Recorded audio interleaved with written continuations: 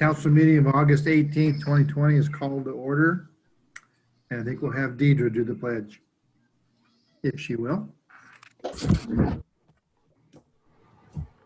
I pledge allegiance to the flag of the United States of America and to the republic for which it stands, one nation under God, indivisible, and justice for all. Indivisible. Oh, that was interesting. All the internets are all different. Okay, I think at this time we should probably excuse Ms. Feast. I move to excuse Councilmember Feast from this evening's meeting. Do we have a second? I second it. All right, all in favor? Aye. I All opposed? Okay, that passes. All right, Donald, you do the roll call then. I will. Councilmember Inesco, Here. Councilmember Bode, Here. Mayor Dorsey, Here. Deputy Mayor Peterson, Here. Councilmember McDowell, present. Councilmember Schmidt. Here. Thank you. Okay. Moving on, does council have any late changes to the agenda? I think Jeff does, right? I do, Mr. Mayor. I would like to move the resolution number 1166-0820 from the action agenda item number 2 and place that on your business agenda for this evening as item number 3. And I would also like to add the letter of intent to join the consortium with Mason and Lewis counties for community development block grant CB1 funding. This is something that we talked about during briefings, but they did need an affirmative motion from council. So I would like to add that on your action agenda tonight as item number 2. All right. I also want to remind the public that they have the opportunity to make public comments and that they can email Manager Jeff Knighton, and also his phone number and address are displayed on the screen of the Mason Web TV. All right. And if I may, as a point of Yes. order, should we get council concurrence for those changes to the agenda? Oh, okay. Any discussion? Everybody concur to move those? Okay. Yeah. Thank you, Deidre. Thank you. Okay, consent agenda. Is there a motion to approve the consent agenda? I move that we accept the consent agenda. Right? Second. And I think I heard a second. Hi, Deidre. Okay, all in favor? Say Aye. aye. Aye. I All opposed? Okay, the motion carries. All right. Now we have a video presentation of the swearing in and promotion of police officers. Donna and Tim will do that for us.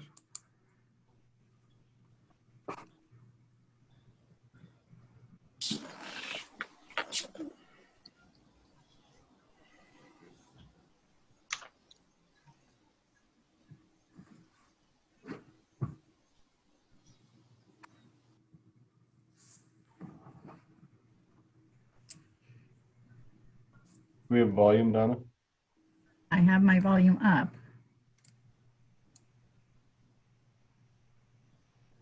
I'm going to pause it for just a minute if I can. Donna, you want me to narrate? Sure. I'm sure Tim is in his office trying to get this thing to have some sound.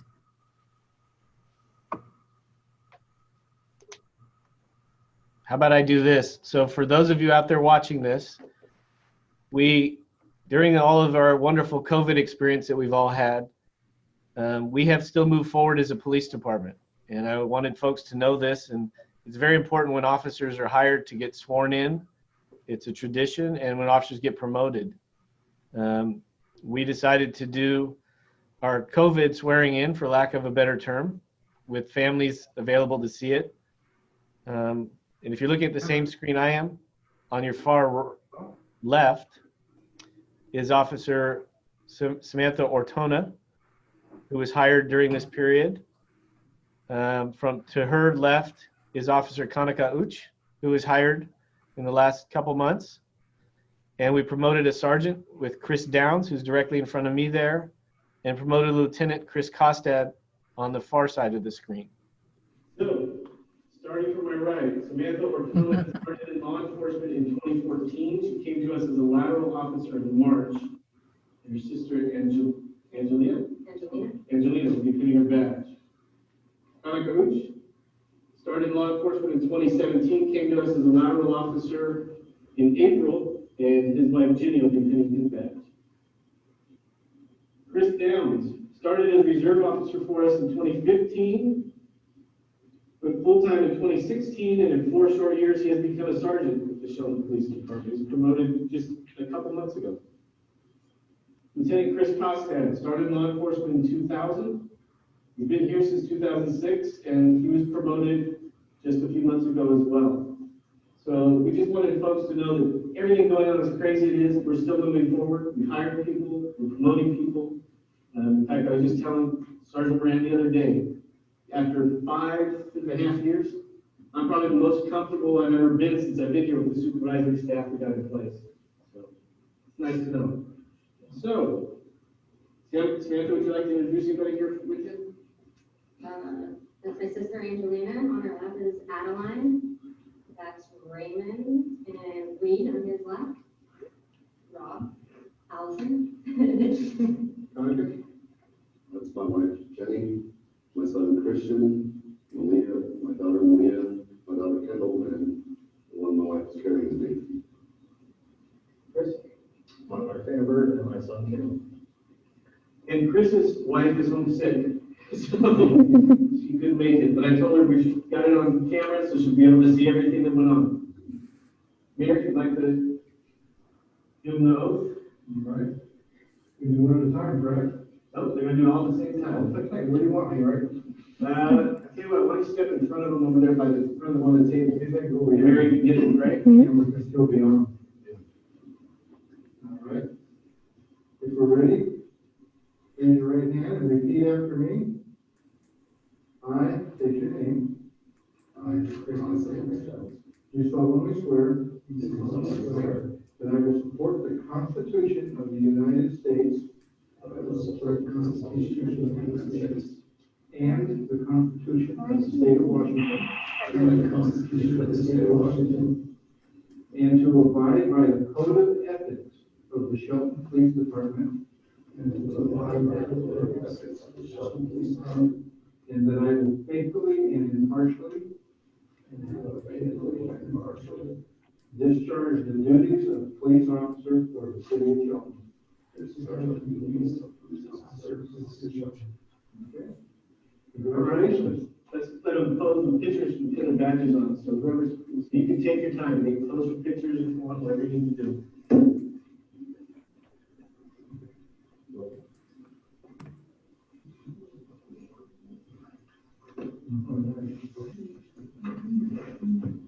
Uh-oh, somebody's out there. You got it? All right. Anybody else?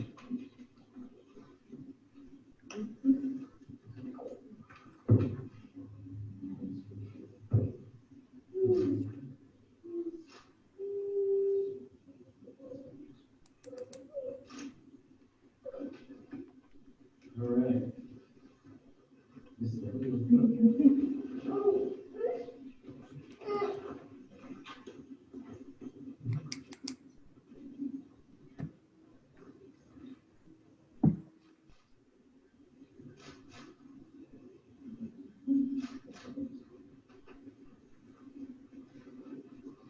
All right. Congratulations to you promoted to new officer. Okay.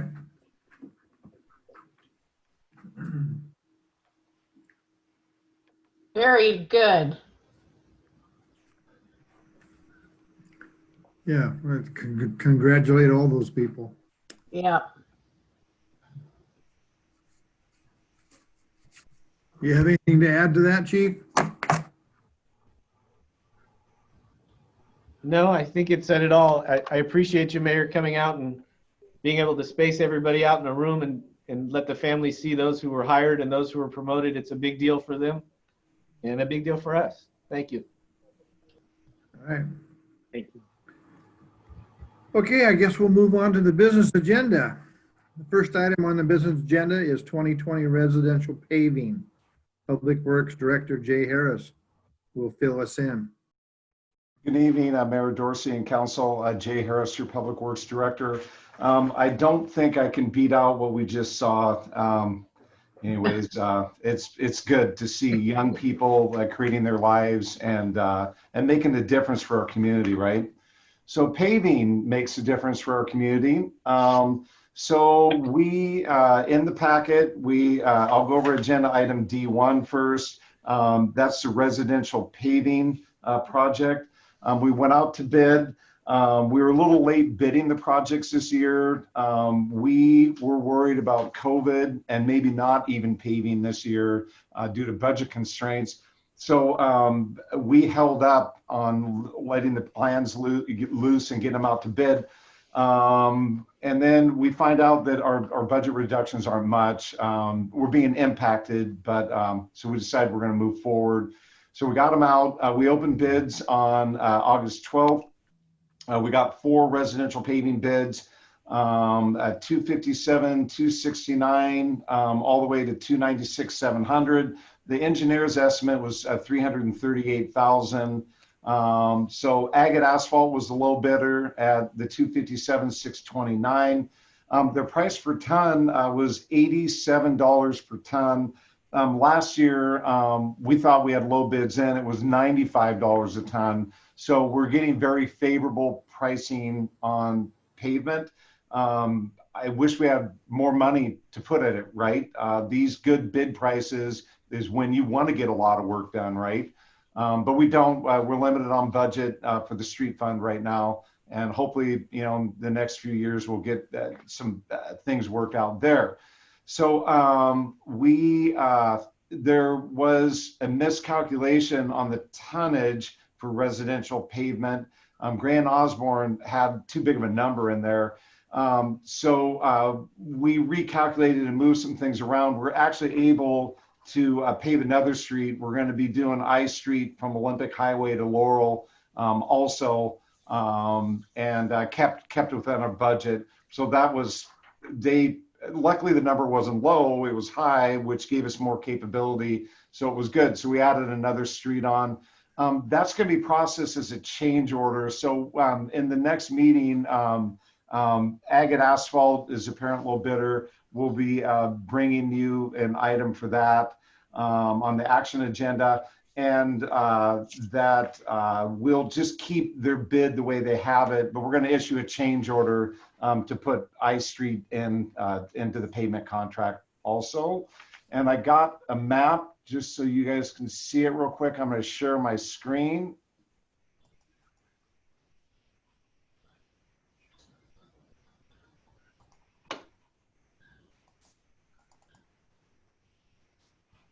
Can everybody see the map? Nope. Nope.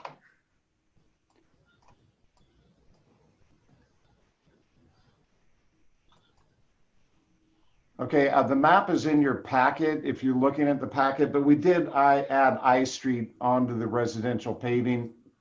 When you see that map in your packet, actually Donna and I tested it out today too, and it didn't work out. Hold on, let me try one more time. Hold on a moment here.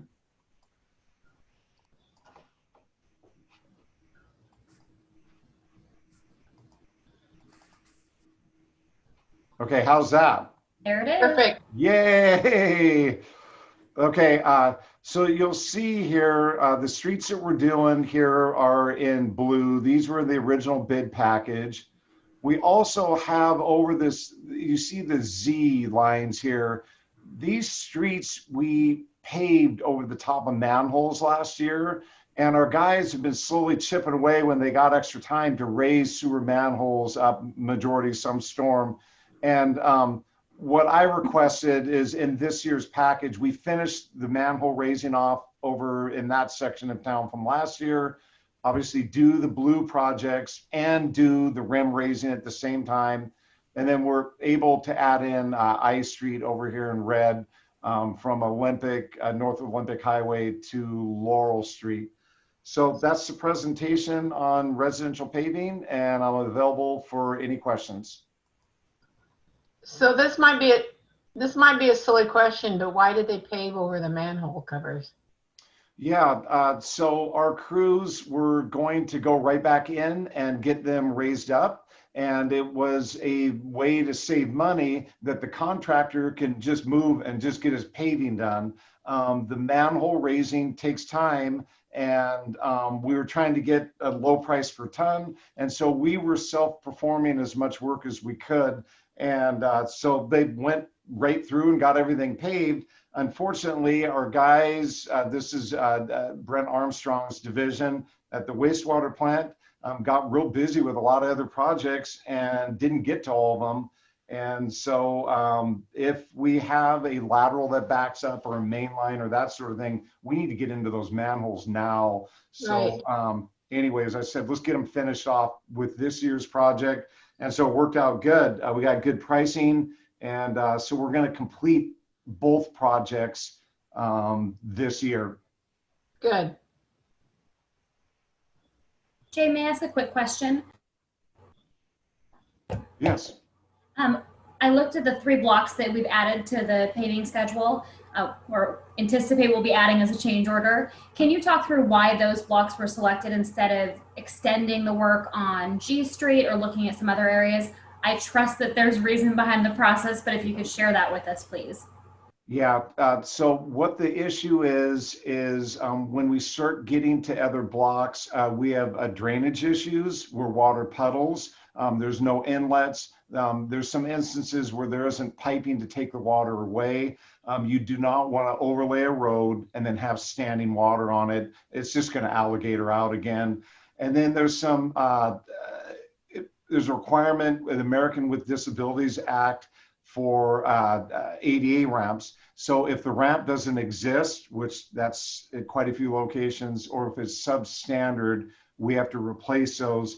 The staff before me getting here was trying to get the easier projects done, try to get as much paving on the ground. We're getting into projects now that require ADA ramp work, that require drainage work and other things, and they're just not as easy anymore. So next year's projects, we're not going to be able to get as much paving done because there is a bunch of other work associated with it than just purely overlaying a roadway. So that's why we moved over to I Street. We're short on time, and there was very minimal repair work that we needed to do to storm drainage or ADA. Well, I really appreciate that approach and being able to take the dollars that we have and stretch them as far as we can. It sounds like there's a long-term strategy in play here, and I really appreciate your expertise coming to this project. Thank you. I appreciate the compliments. One other item is our guys are out there working hard for the next month. So if you're up in the area, you'll see them digging out sections, repairing pavement, putting it back again, ready for the overlay.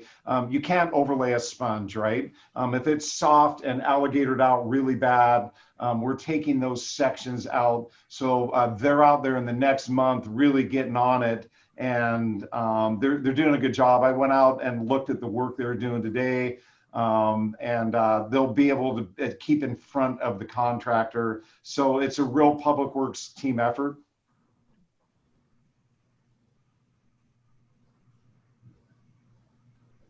Thank you. Anybody else?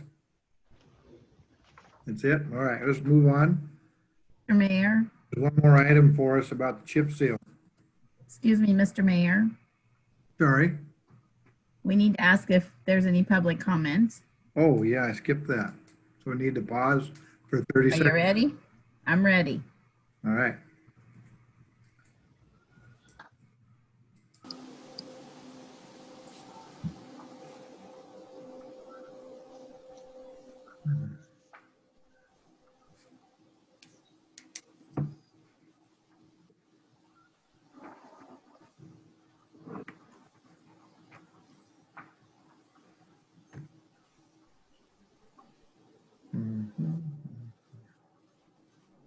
Okay, Mr. Mayor, that's 30 seconds.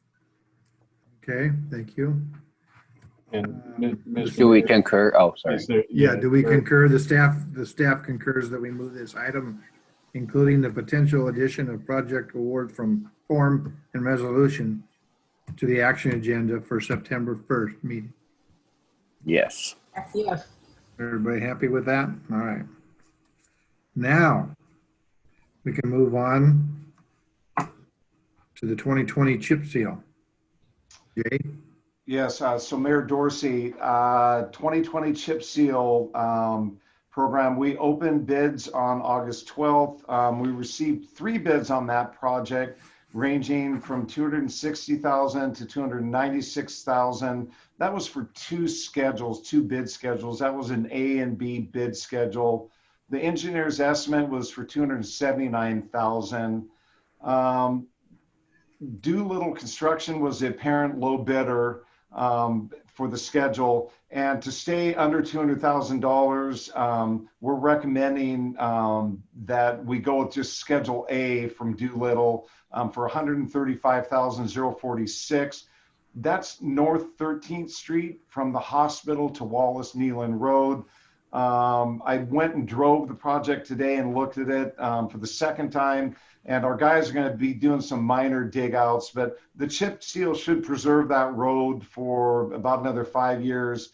And we need to get on Schedule B though, and I'll be proposing a chip seal, probably even more chip seal next year, to get on these collector streets. I'm a little concerned.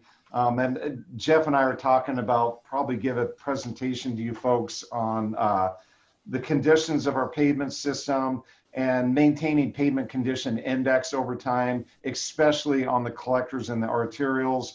You know, we're off on the residential streets, which are great, but we're really beating up these collector roadways. So more to come, you know, probably in the late fall on that. We'll talk to you guys more about where we are with our pavement condition index citywide, and maybe looking at some other funding opportunities also. And I got a map here, so I'm going to share my screen again. Hopefully it goes better this time. Okay, that's the prior map. Okay, here's the slurry sealing map. Can everybody see it? No. The chip seal map, I'm sorry. We So just you'll- have We just have your. I see a couple bird feeders. There you go. So you'll see An apple tree. Schedule A was 13th Street. Schedule B as well as Nealand. Both roads we need to seal up the cracking on the roads. So our crew, we're going to get Schedule A. They're going to go and chip seal it. They're going to crack seal it first and then chip seal it from the hospital all the way to Wallace Nealon Road. And then our guys are going to go out on Wallace Nealon and try to get some crack sealing done this year on it, depending on weather. And if they can't get that done, and there's a few dig outs that need to happen right now, I'd like to see that on next year's chip seal schedule also. With the chip sealing, it is weather dependent. Residential paving, not as much so. The pavement cannot be wet at all when you're chip sealing. And then it also can't be cold either because they're using an oil that is not heated up. So we got good chances. We're going to get the chip seal done this year, but the residential pavement will happen nearly for sure. The chip seal, it's 75-25. So that's it. That's the end of my presentation. Do you have any questions? And I'd like to say the map for the chip sealing is in your packet and will be available to the public if it's not already on our website, so that you can download and see where Schedule A and Schedule B are located. Okay. I did have one question. Go ahead. I heard a few times in there about lowest bid. Do we just accept lowest bid, or how does our process work with that? Yes, by state law, we have to use the lowest bidder unless we have some reason not to choose. And RCW allows us to remove a bidder if we have some history. Okay. Well, the name Doolittle should do it. Sorry. On some of these Well, projects, in the past, we've always gone over budget. Do we anticipate any overages on these two projects? Councilor Nisco, good question. Last year, the chip seal project went over because of the crack sealing portion of it and the tonnage of crack sealant. We changed the bid item this year from a tonnage measurement to a lineal foot measurement. And that should keep that particular item well within budget. So we modified our bid schedule this year to prevent that. Thank you. All right. Jay. Oh, Joe, go ahead. Go ahead, Deputy Mayor. You can go ahead. I was just going to say, as daughter of a public works professional, I might be getting a little too in the weeds here, but could you perhaps just touch on the difference between the HMA versus going with the cold chip seal method and why we are choosing those as treatments for these surfaces? And also, if you could talk a little bit about any anticipated communications with the public about what they can do to help ensure that product sits on the roads, stays on the roads, and has time to cure, so we have better life out of that. I know it's something that is a challenge, especially this time of year as people are traversing those collector streets. So any background you could give would be great. Yeah, a great question. So the reason why we're chip sealing is because of cost. It's about 50% less than hot mix paving. Hot mix is preferred, you guys. We would be going out on these collectors and putting down additional mix. Typically you put down a 2-inch overlay, that sort of thing. But we don't have the resources to do that. We do need to seal these surfaces off though. And that's why we're in there with chip sealant to do it. So the oil is put down, rock is put down, 3/8-inch rock with some fines in it. And then they hit it again with a fog seal over the top. So it is a 2-pass chip seal. It isn't a 1-pass, which on some of the county roads, you see that where they put the gravel down and then don't hit it with another coat of oil. And you see a lot of raveling and rocks flying around and all that. That doesn't happen as much here with this type of a cold oil mixture because we're topping it with another layer of oil. In terms of durability, taking your studs off and getting them off your car early is probably one of the largest factors. You can't leave those on all summer long, right? I mean, you don't see many people that do that, but getting them off early in the spring, getting them on later in the fall will help our surfaces. You see the rutting on the roadway right now. I mean, when you go and drive these collectors, you see the 2 divots, that's tire wear, right? And the studs really accelerate that wear. And so if you can keep this, they're okay to use. Well, if you can use traction tires, because like the police department, Chief, you use traction tires, don't you? Unmute. Okay, now I'm unmuted. We do not generally use traction tires. It depends on the severity of the weather. Obviously, when we had Snowmageddon, for lack of a better term, we were using anything we could. But in general, we just do not automatically put them on. No. Okay. So traction tires over studs if you can, and get them off your car as soon as you can. I'm going to make one final plug on that, Jay, which is while it's going down and things haven't quite set, if you are at a stop or an intersection, please do not turn your tires before your vehicle is moving. You will dislodge the rock. It can create some issues that we don't want people to get rock chips in their windows or their cars and to unsettle the roadway. So I'll just make that final plug. Thank you. All right, Louis, Joe. Yeah, the only comment, Jay, you alluded to it. I'm still interested in having the conversation on a little bit more of a strategic pavement preservation program as opposed to doing a bunch of overlays in residential neighborhoods. So I'm liking that we started with the chip sealing last year, and we're going to continue to do that. I believe surface treatments and preservation. I mean, for $135,000 to get a quarter mile of road to extend that life another 5 or more years with the, with it being done right and managed appropriately, I think, that's very much worth it as opposed to a couple $1 million project. there's a lot going on through that section of road on North 13th Street. So it wouldn't be just a simple overlay through there, so I'm interested to learn more from you on that, and hopefully set us up for success as the time rolls on here. So thank you for that. You're welcome. And Kevin, I apologize. I did have one other question list. Oh, that's okay. Go for it. Jay, did we change the type that we're using this year? Because last year there was a lot of discussion about using a 3P when we were going down on the rock for chip seal. Is that the same or different this year?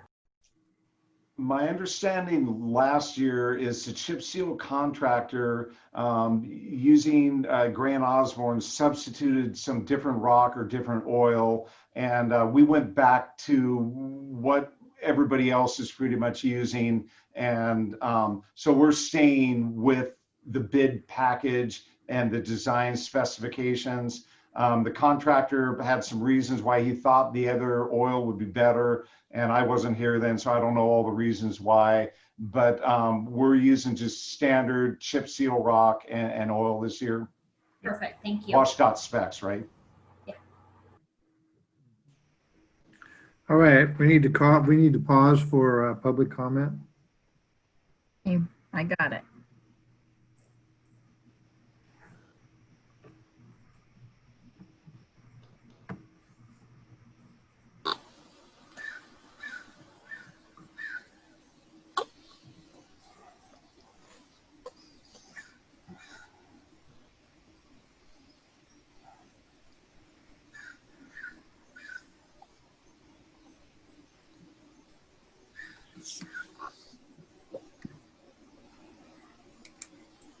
Okay, Mr. Mayor, that's 30 seconds.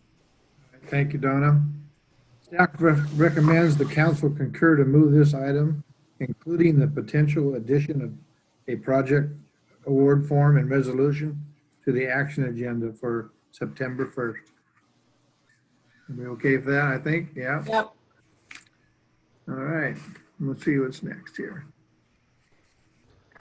Let's see, this is for Mr. Jeff Knighton. The last item on the business agenda is a resolution for a purchase and sale agreement for Simpson Properties. Mr. Knighton?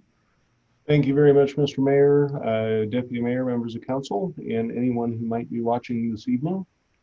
We have the Shelton staff and representatives from Simpson Lumber Company have been in discussions for about 1.5 years to acquire the city of Shelton, to acquire the railroad right away from Simpson Lumber LLC. There are maps that are attached in your packet that show where the acquisitions would be, and they will be available to the public on our website as well, so they can take a look. But generally, it is the railroad right away from immediately north of Neyland Park, all the way out to the intersection with 101. And this was part of the downtown visioning plan that members of our community participated in about 5 years ago to implement the future vision for downtown Shelton. We wanted to move ahead on several of those projects, particularly because they're good, strong strategic projects, but also because we want to honor the work that the people that participated put into it. There are several that makes up the majority of the property that we're acquiring, and just want to state that there is no cost to the city for acquiring these properties except the REIT payment to Mason County, which is approximately $1,200. But other than that, there's no cost associated with it. Other than the right-of-way along the rail line, the only other major acquisitions that are part of this purchase and sale agreement are the area uphill of the yacht club on the north side of State Route 3, where cleanup activity is going on now. And I'll talk a little bit more about that in my manager's report toward the end of the agenda this evening. I would like to recommend that the council move this forward to your action agenda on September 1, and I'd be happy to answer any questions. Oh, while we're thinking of questions, how about we pause for comment? I'm timing it.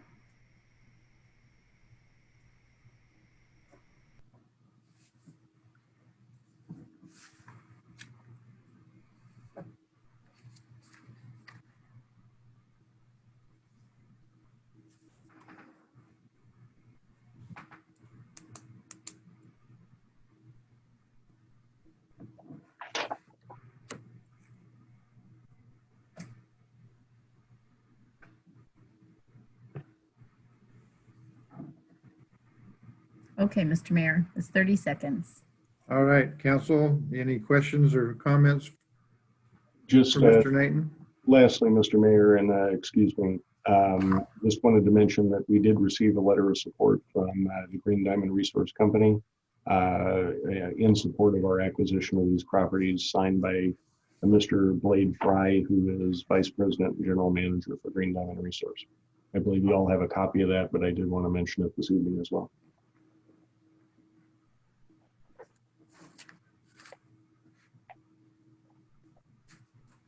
Any questions or comments? All right, the staff recommends the council concur to move this item to the action agenda for September 1st. Yes. Thanks, Jeff. Okay. First item on the action agenda is a grant for the Shoreline Master Program Periodic Review. Community Development Director Mark Ziegler has the details for us. Mark, oh, there's Mark. Great. Thank you, Mayor, Deputy Mayor, council members. Senior Planner Dose gave you a brief at the last council meeting. Nothing has changed in the briefing since then. If you don't have any questions or comments, I recommend a motion for the mayor to sign the grant that would supply the city $16,800 of funds to help complete the update of the Shoreline Master Program periodic review. All right, let's pause again for any public comment. I'm timing it.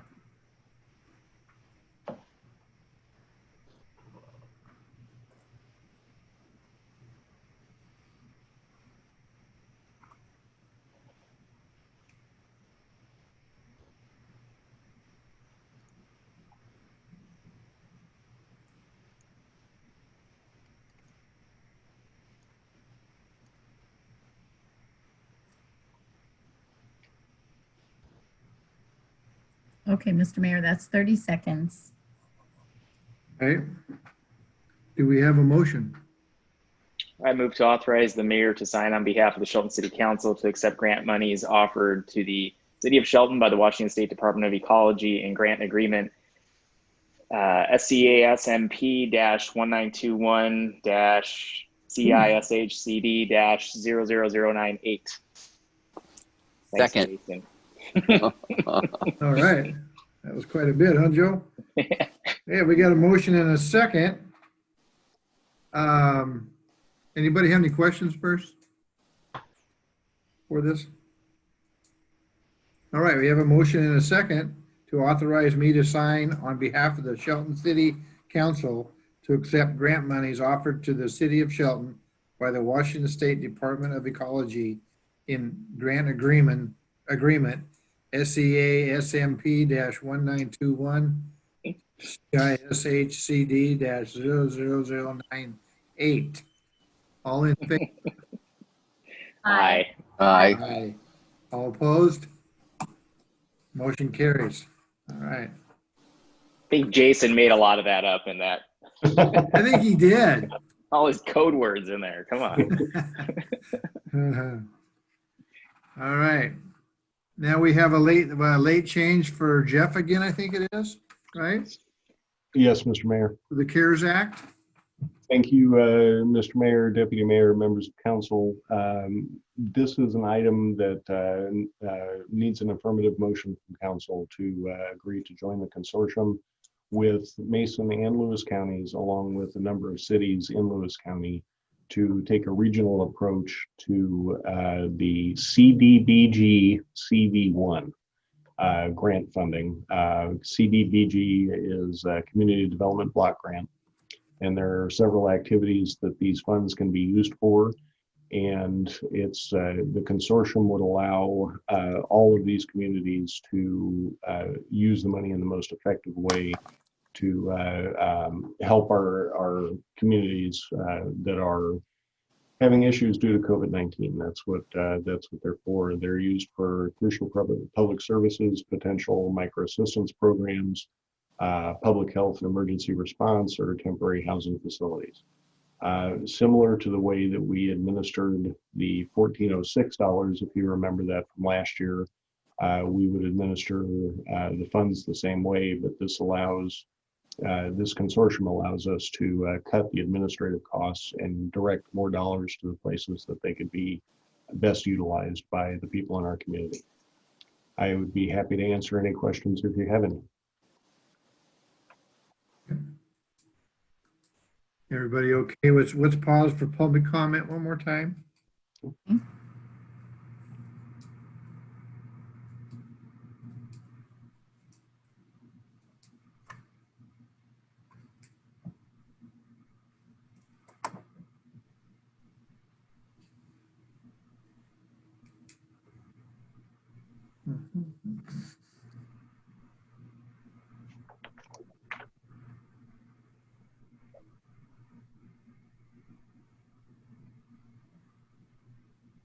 Okay, Mr. Mayor, that's 30 seconds. Okay, do we have a motion? I move to authorize the city manager to sign the letter of intent to join Mason and Lewis counties in CDBG CV1 funding consortium. Second. All right. Any questions or comments? All right. We have a motion and a second to direct the city manager to sign the letter of intent to join the Mason Lewis County CDBG CV1 funding consortium. All in favor? Aye. Aye. All opposed? All right, motion carries. We'll move on to Jeff's administrator report, or city manager report. Thank you, Mr. Mayor, Deputy Mayor, and members of council. Jason didn't have anything to do with the CDBG CV1. That's something we all come up with. It's part of the training. Couple things I wanted to mention. Our judge downstairs was a finalist for the Outstanding Judge of the Year from the Washington State Bar Association, and that's something that all of us here at City Hall and in the court are very proud of, and I wanted to share that with council. That's an important accomplishment, and we're all very happy for him. Very good. Okay, congratulations. Great job. Yep. The Chalk the Walk event was today. It was fantastic. Unfortunately, I was too busy to make it out, but Donna and a couple of our staff members here went out and participated. It looks great. I think it shows a lot of community pride and a lot of things that people here in Shelton are very happy about. So take a minute and reflect. I walked around a little bit today. I thought it was really cool. Next, you've probably seen a lot of the activity, the cleanup activity on the uphill side of State Route 3. We did have a significant amount of garbage, and there was a lot of stuff out there, as Chief Moody can tell you. I didn't get a chance to walk down there, but Chief did, and showed me a bunch of pictures that were down there. And I'm happy to say all that's getting cleaned up. That will continue to occur throughout the week. I think at this point, this afternoon, they've hauled away 3 20-yard dumpsters worth of garbage. And we're going to continue throughout the week. We expect it will probably take 5 or 6 20-yard dumpsters total. But once that cleanup is complete, it'll be a nice attribute in the community. If someone wants to take a chance to walk up there, that's pretty steep. Lastly, we are exploring the opportunity, and I think we're going to start on September 1 to allow the public to join us in these meetings, Zoom public participation. There have been challenges in other cities that we've been keeping a very close eye on because we do want to increase transparency about decision making as much as possible, but we also want to avoid some of the pitfalls that other cities have seen around the country while using these new virtual platforms. But I think we have it worked out, and Donna will take care of everything. So I think we can say good luck. We're all counting on you. And I did want to mention to the public, and we'll also make this issue a press release on this. We are going to have virtual meetings through the end of the year, through the end of December at the minimum. And we want to make this announcement now because it's difficult on everybody to go back and forth, particularly the public who we want to be involved in our decision making. Difficult to go back and forth on whether it's going to be in person, whether it's going to be online. So we'll just make the announcement now that all of our meetings through the end of the year will be in this format. And lastly, I would like to turn this over to Chief Moody, who has an announcement to make. Thank you, Jeff, and thank you, Council, for giving me a couple minutes at the end of the meeting. This is an important month. 6 years ago this month, my wife and I visited Shelton for the first time to interview for the job of police chief. A couple months later, we moved here permanently, and we were instantly welcomed by the community, the staff, and the police department. And I want to especially acknowledge the tremendous support that the community has shown for the Shelton Police Department over the last 6 years. I want to thank the city manager and the city council, and especially the community for their ongoing support they have shown me professionally and personally. And I couldn't have enjoyed the successes we've been able to achieve at SPD without the tremendous staff we have in place. As a community, you should all be very proud of the men and women with the Shelton Police Department. After thorough discussions with my wonderful wife, I have thoroughly enjoyed being the police chief in the city of Shelton, but there comes a time when you need to focus on family and life outside law enforcement, and that time has come. 2020 marks my 33rd year in law enforcement, and my wife and family have been tremendously supportive over 33 years. Couldn't have lasted 33 in law enforcement without them. I'm not going anywhere. I'm staying in the area, but I've talked with Jeff, and I'd like to be involved in the selection of the next police chief. In the coming months, I'll be retiring as the police chief of the city of Shelton. And again, I want to thank everybody for the support. Congratulations. Thank you, Chief. Thank you. Congratulations. Great job. Yes. Good job. Thank you for your incredible leadership and the trust that you've instilled in the community, the way that you've galvanized people and brought them together. It will be a tough act to follow, and I'm so thrilled to hear that you're taking on the next chapter, but keeping in mind putting this back in good hands because you will be very well missed. Thank you. And we want to hear you sing in a chamber function again. I personally and professionally am going to miss Darren quite a bit. I have leaned on him since I got here, and I've come to really respect and appreciate his advice and his judgment. And I'm sorry to see him go, but I also understand, when my time comes, it's a decision you need to make with your family, and I'm very happy for him and his family.